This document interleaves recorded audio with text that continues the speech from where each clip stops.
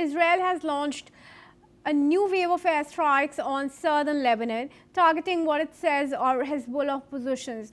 The strikes come just one day after Lebanese and Israeli civilian representatives held their first direct talks in decades. Despite a ceasefire in 2024 that meant to end more than a year of hostilities, Israel has continued operations in the region and has kept troops stationed in several strategic areas of southern Lebanon. The brief pause in airstrikes during the visit of Pope Leo XIV earlier this week has now ended.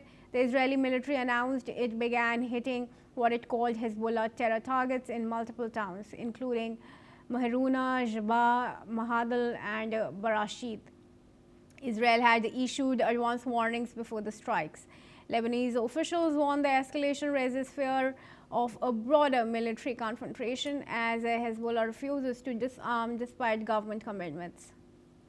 And we would now request Peter Baum, editor of the Weekly Blitz, to join us in this discussion here.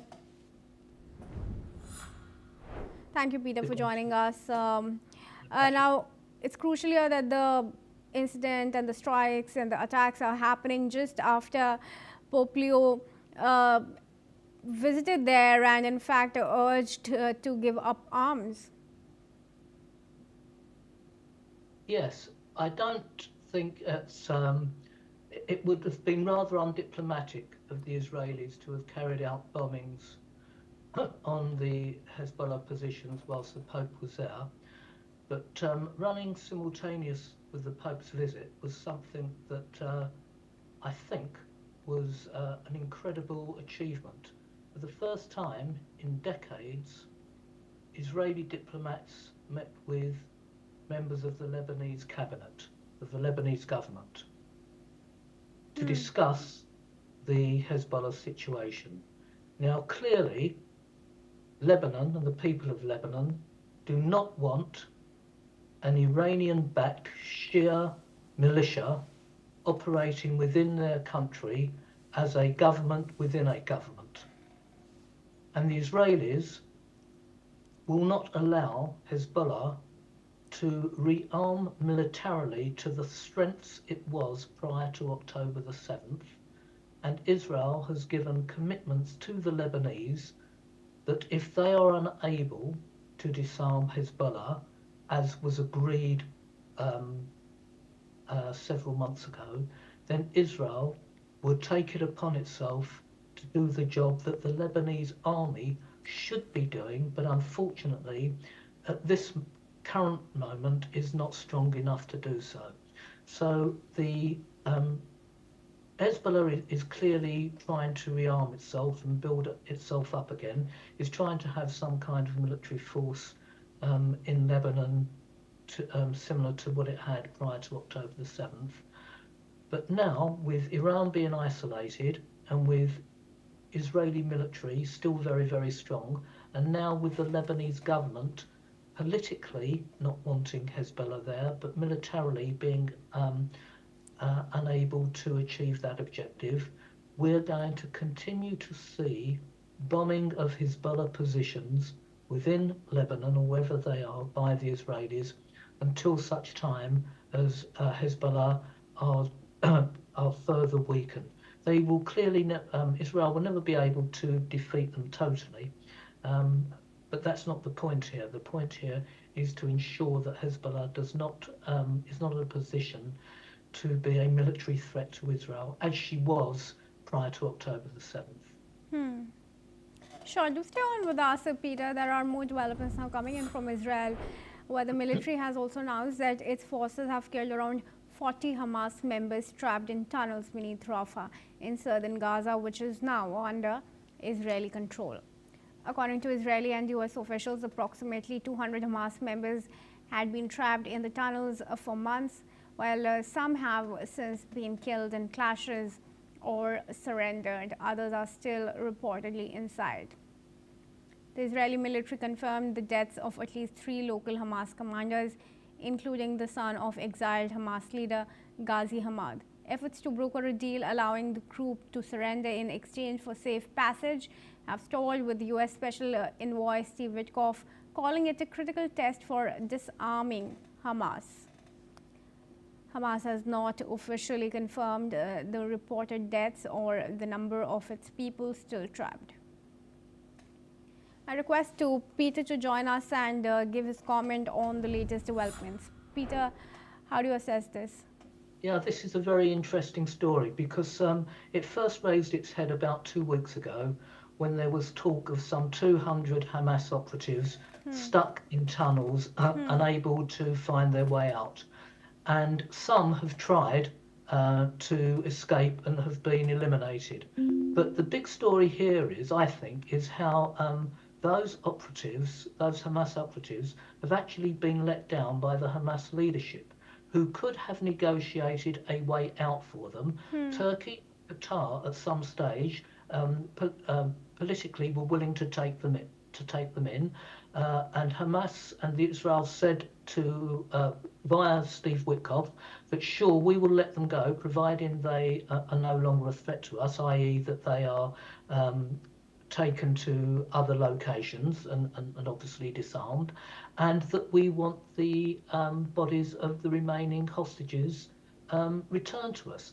Now, Hamas, or the leadership of Hamas, didn't comply or didn't wish to comply with those requests, and hence we're in a situation where the Trump administration is saying to the Israelis, okay, if you want to finish the job, do so. Hamas doesn't know what to do now, and Turkey and Qatar, frankly, have been very, very silent on the well-being of these Hamas operatives stuck in the tunnels. Frankly, the world at large has given up on them, including their own friends and military colleagues. So, and if they come out of the tunnels and give themselves up, and no one knows how many more are remaining, it's suggested that many of them have already died of because of the conditions in which they're living in. Those that have tried to escape, and there's been about 40 incidents, we think have been eliminated. So it's not sure how many are left, but let's assume there are approximately between 50 and 100. Then I'm afraid, unless Hamas give something, and there's not much more that they can give because most of the hostages' bodies have been returned now, I'm afraid these souls are going to suffer the consequences of waging a war against Israel. All right. Thank you for your observations. We do stay on. Viewers, let's tell you some more information now coming in. Gazans in the southern region of the Gaza Strip are inspecting the aftermath of an airstrike that targeted tens of displaced people in the Al-Mawasi area west of Khan Yunis. The attack, which took place overnight, has left families in the area devastated, with many displaced residents now searching through the rubble. One displaced woman at the scene voiced her anguish. Listen in. يا أهدافك أنت قاعد بتقتل في أطفال، نسوان وأطفال نايمين، إحنا كلنا في المخيم صحينا على فاجعة، على مصيبة، على كارثة. 32 إصابة كلهم صغار وأطفال، كل الجيران كلها متصابة.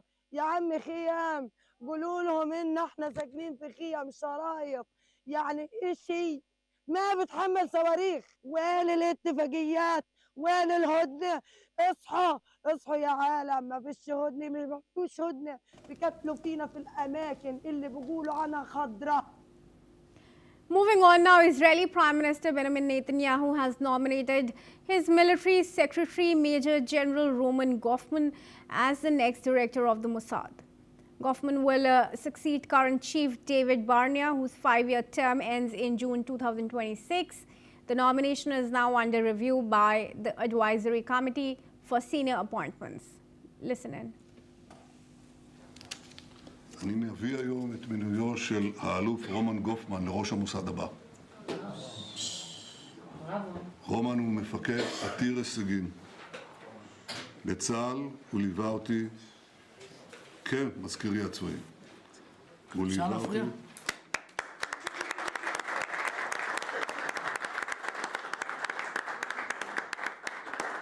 רומן ליווה אותי בשנה האחרונה במלחמת התקומה, במבצע עם כלבי. הוא פעל מול צה"ל וכל גורמי הביטחון, כולל ובהדגש עם המוסד.